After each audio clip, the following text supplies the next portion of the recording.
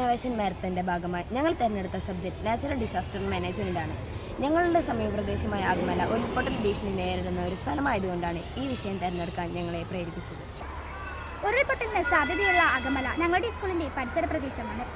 ഉരുൾപൊട്ടലിനുള്ള സാധ്യത മുൻകൂട്ടി അറിയുന്നതിനും ഇത് പ്രകാരം ആളുകളെ ഒഴിപ്പിക്കുന്നതിനും വേണ്ടി സഹായിക്കുന്ന ഒരു ഉപകരണമാണ് ഞങ്ങൾ ഇവിടെ തയ്യാറാക്കിയിരിക്കുന്നത്.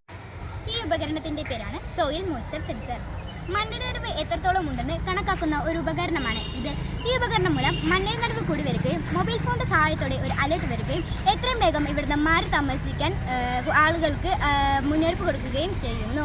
ഇവിടെ കണ്ടെത്തിയിരിക്കുന്നത് ടെർമിനൽ എന്ന് പറയുന്ന ഒരു ആപ്പ് വഴി വരുന്ന ഒരു നോട്ടിഫിക്കേഷനാണ്. ആദ്യം തന്നെ നമ്മൾ ബ്ലൂടൂത്ത് ഓൺ ചെയ്യണം. ശേഷം അത് ഡിവൈസസ് എന്ന് പറയുന്ന HCF ഓണാക്കണം. ഇനി നമുക്ക് ഈ സെൻസറിൻ്റെ പേര് സോയിൽ മോയ്സ്ചർ സെൻസർ എന്നാണ്.